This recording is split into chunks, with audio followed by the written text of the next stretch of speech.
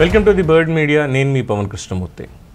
జగదీప్ ధన్కడ్ రాజీనామా తర్వాత జరగబోతున్నటువంటి ఉపరాష్ట్రపతి ఎన్నిక రసవత్తరంగా సాగుతోంది.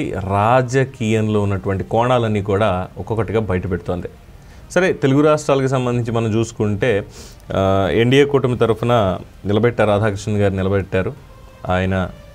ఆయన మద్దతు ఎలాగో ఆయనకి మద్దతు ఎన్డీఏ కూటమి పక్షాలన్నీ కూడా ఇచ్చేస్తాయి.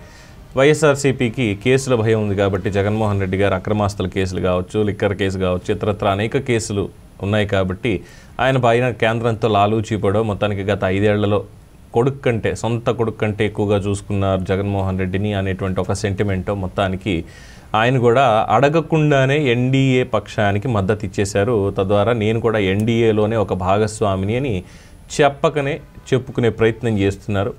అది కరెక్ట్ అయినా కాకపోయినప్పటికీ కూడా వాళ్ళు చీకొడుతున్నప్పటికీ కూడా లేదు మేము మీతోటే ఉన్నాం అనేటువంటి ఒక కార్యాచరణ వాళ్ళు చేస్తున్నారు అనేది అక్కడ. సరే, అది వాళ్ళ అవసరం కాబట్టి.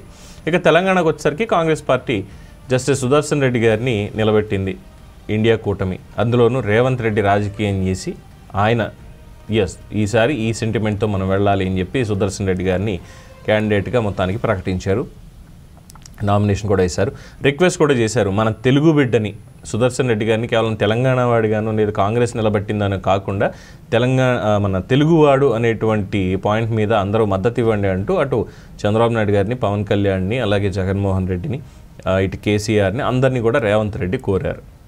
అక్కడికి బాగానే ఉంది. అయితే చంద్రబాబు నాయుడు గారు చెప్పారు, ఆల్రెడీ ఎన్డీఏ అలయన్స్లో ఉన్నాము, అలయన్స్లో ఉన్నప్పుడు ఆల్రెడీ మేము మద్దతు ఇచ్చేసిన తర్వాత మేమందరం కలిసికట్టుగా ఆయన్ని మేము పెట్టుకున్న తర్వాత ఇంకా మద్దతు ఇచ్చేది ఎలా ఉంటుంది, ఇప్పుడు దీని మీద ఇంకా మాట్లాడేదేం లేదు అని ఆయన నిష్కర్షగా చెప్పేశారు. Well and good. దాని మీద కూడా ఎవరికి అభ్యంతరాలు లేవు, విమర్శలు ఏం లేవు. అదొకటి. ఇక కేసీఆర్ వంతు వచ్చింది. ఇప్పుడు ఏంటి అని చూస్తే ఆయన కక్కలేడు మింగలేడు అన్నట్టుగా ఉంది పరిస్థితి.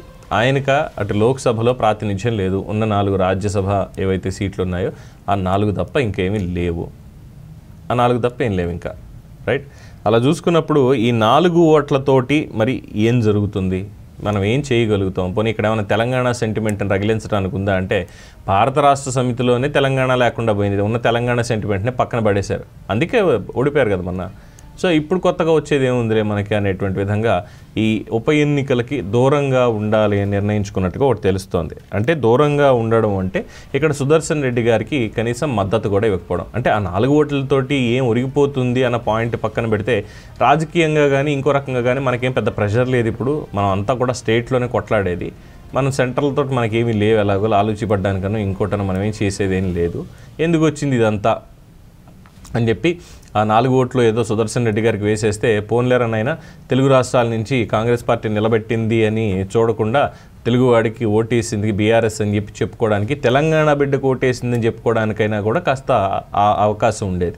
సో ఇవన్నీ కూడా వదిలేసి అబ్బాయి మాకెందుకు మాకు అవసరం లేదనేటువంటి విధంగానే ఉన్నారు. రెండోది ఏంటంటే కాంగ్రెస్ పాయింట్లోంచి కూడా చూడాలి. కాంగ్రెస్ పార్టీ నిలబెట్టింది కాబట్టి అంటే ఇక్కడ మళ్ళీ మనం గతం నుంచి చెప్పుకుంటున్నట్టుగా ఉన్నది ఈ ట్రయాంగిల్ లవ్ స్టోరీ. బీజేపీని బీఆర్ఎస్ని కాంగ్రెస్ని మళ్ళీ బీజేపీ, కాంగ్రెస్ బీఆర్ఎస్ని ఈ రకంగా తిరుగుతుంది చూసారా, అందరూ ఒకటే అని.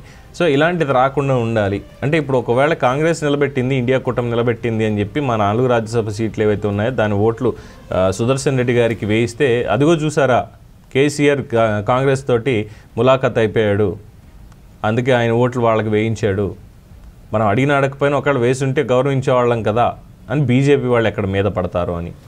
లేదు, ఒకవేళ బీజేపీ మీద వేస్తే చూసారా కేసీఆర్ ద్వంద్వ నీతి, తెలంగాణ బిడ్డని, తెలంగాణ పోరాటానికి నేనే, తెలంగాణ జాతిపితని నేనే అని చెప్పుకుంటాడు, వాళ్ళ అభిమానులతో చెప్పిస్తూ ఉంటాడు తెలంగాణ పిత. ఇప్పుడు చూసి తెలంగాణ బిడ్డని మనం తీసుకెళ్ళి నిలబెడితే మోడీ అహంకారానికి వ్యతిరేకంగా మనం నిలబెడితే కనీసం మనకు మద్దతుగా కూడా ఇవ్వలేదు, ఇది తెలంగాణ ఆత్మగౌరవం మీద దాడి కాదా, ఇదేనా కేసీఆర్ తెలంగాణకి, తెలంగాణ బిడ్డకి ఇచ్చేటువంటి గౌరవం అని కాంగ్రెస్ పార్టీ అంటుంది రెండిటికి. సో ఈ రెండు నాకు ఎందుకురా నాయన, అసలే గోరు చుట్టూ దాని మీద రోకలు పోటు అన్నట్టుగా పార్టీ ఓటమి, ఆ తర్వాత ఇంట్లో జరుగుతున్నటువంటి వ్యవహారాలు, రాజకీయంగా పడుతున్నటువంటి కష్టాలు ఇవన్నీ వస్తున్న నేపథ్యంలో మళ్ళీ ఈ తలకాయ నొప్పిని కూడా తీసుకొచ్చి నా నెత్తి మీద పెట్టుకోవడం అవసరమా అని భావించినట్టున్నారు కేసీఆర్. అందుకే రాష్ట్రపతి ఎన్నికల్లో దూరంగా ఉండండి అని చెప్పి, ఇంక్లూడింగ్ మన ఈయన సుదర్శన్ రెడ్డి గారు చెప్పిన అయ్యా కాంగ్రెస్ పార్టీ అభ్యర్థి అంటే కాంగ్రెస్ పార్టీ వాడిగా నన్ను చూడకండి, ఒక న్యాయ నిపుణుడిగా రాజ్యాంగ రక్షకుడిగా నన్ను చూడండి, నేను అది చేయడం కోసమే నేను ఈ పదవికి నేను పోటీ పడుతున్నాను తప్ప పార్టీలు రాజకీయాలను నాకు తెలియనటువంటివి అని ఆయన చెప్తున్నా కూడా పాపం బీఆర్ఎస్ ఏం చేయలే అనేటువంటి పరిస్థితి. ఎందుకంటే ఏం చేసినా కూడా ఏదో ఒక నుంచి విమర్శ అనేది రావడం ఖాయం.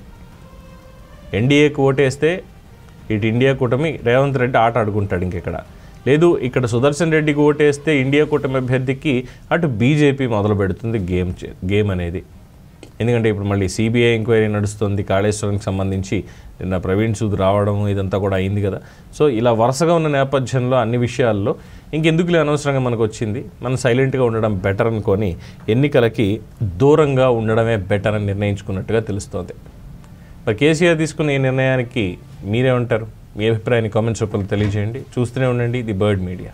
ఈ వీడియో కనుక మీకు నచ్చినట్టయితే లైక్ చేయండి, షేర్ చేయండి, సబ్స్క్రైబ్ చేయండి. అలాగే పక్కనే ఉన్న బెల్ ఐకాన్ని క్లిక్ చేయండి.